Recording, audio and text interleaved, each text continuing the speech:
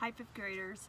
I am here reading chapter 10 of Tuck Everlasting, and as you can see, I am outside, and you can see that I started myself a fire in my fire pit today and burned up a bunch of stuff that had been sitting there waiting for the right day and the right time to do it. So, all right, chapter 10. Winnie had grown up with order. She was used to it. Under the pitiless double assaults of her mother and grandmother, the cottage where she lived was always squeaky clean, mopped and swept and scoured into limp submission.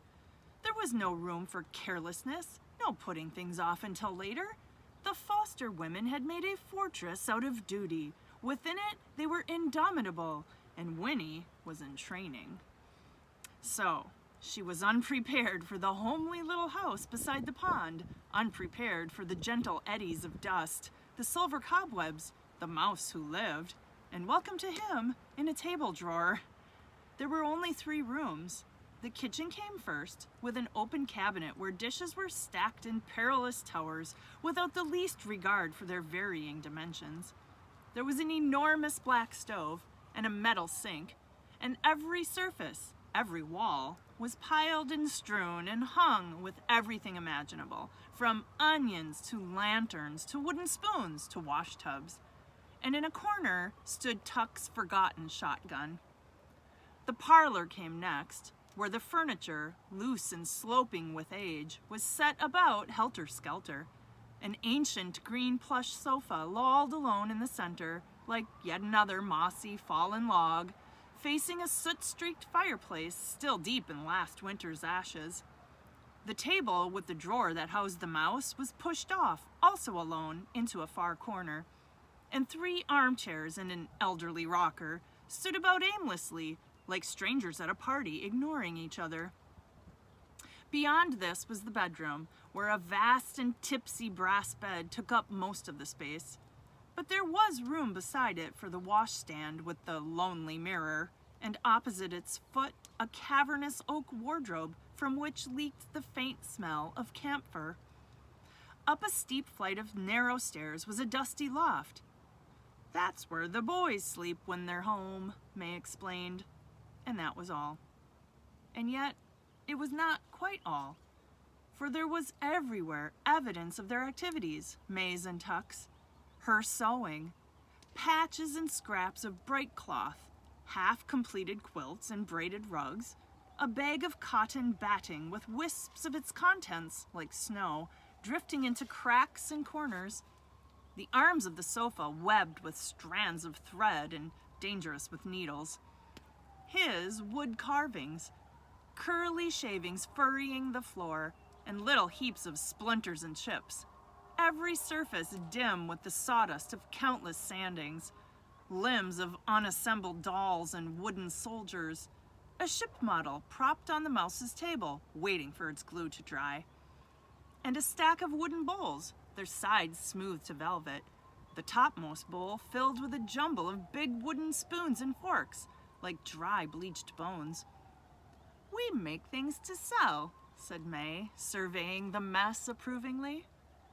And still, this was not all, for on the old beamed ceiling of the parlor, streaks of light swam and danced and wavered like a bright mirage, reflected through the windows from the sunlit surface of the pond. There were bowls of daisies everywhere, white and yellow. And over everything was the clean, sweet smell of the water and its weeds, the chatter of a swooping kingfisher, the carol and trill of a dozen other kinds of birds, and occasionally the thrilling bass note of an unastonished bullfrog eddies somewhere along the muddy banks. Into it all came Winnie, eyes wide and very much amazed. It was a whole new idea to her that people could live in such disarray, but at the same time, she was charmed. It was comfortable. Climbing behind May up the stairs to see the loft, she thought to herself, maybe it's because they think they have forever to clean it up. And this was followed by another thought, far more revolutionary. Maybe they just don't care. The boys don't be home very much, said May as they came up into the half-light of the loft.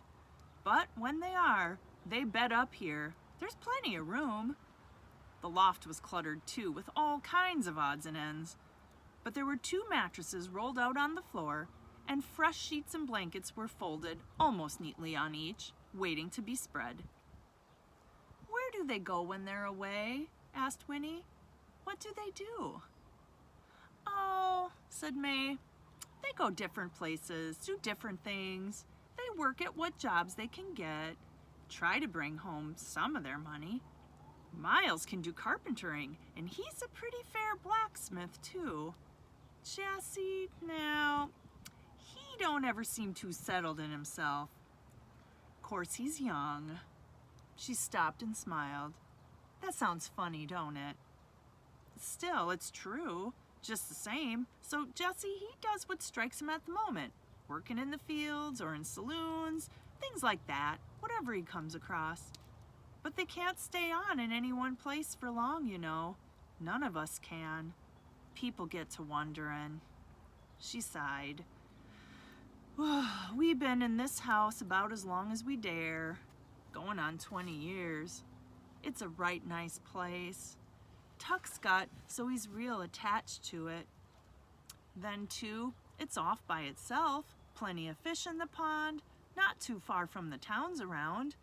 When we need things, we go sometimes to one town, sometimes the next, so people don't come to notice us much. And we sell where we can.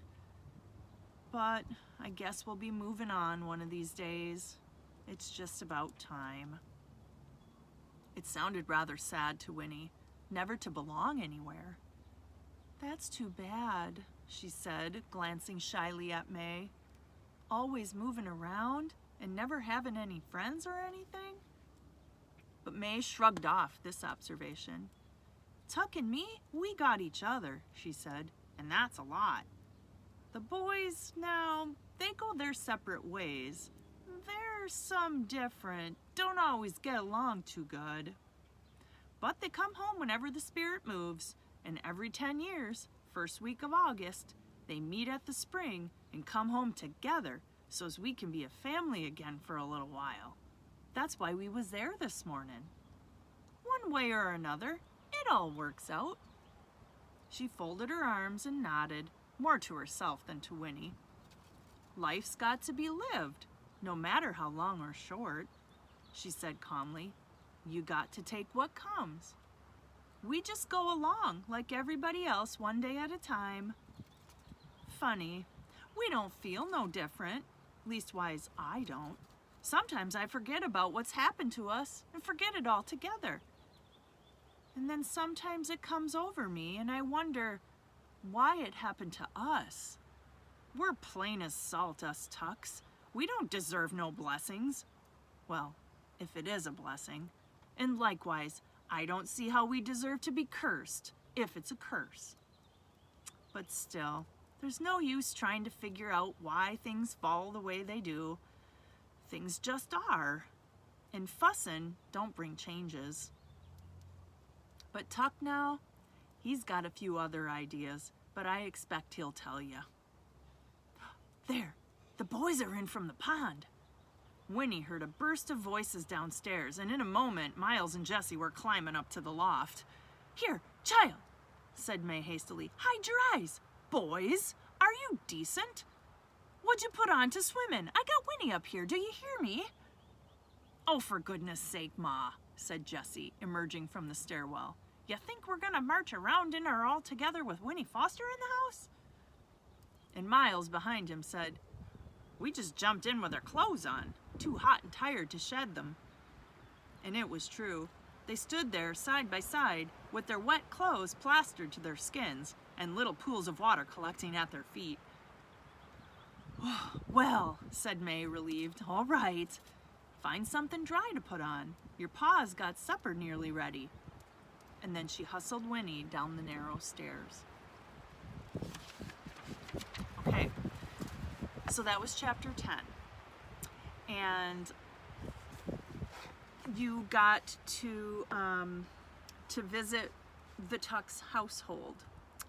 They described it really well, and what they did was they spent some time comparing it, describing it in such a way so that you could compare it to the way that Winnie is used to growing up, which is very neat and tidy and orderly, and everything has a place in Winnie's house. But at the Tux house, it's not like that. It's very different. So Winnie was noticing how very different things were at the Tux house. So they did spend some time describing that. Okay, so that was chapter 10, and I hope you enjoyed it. Have a great day, everybody.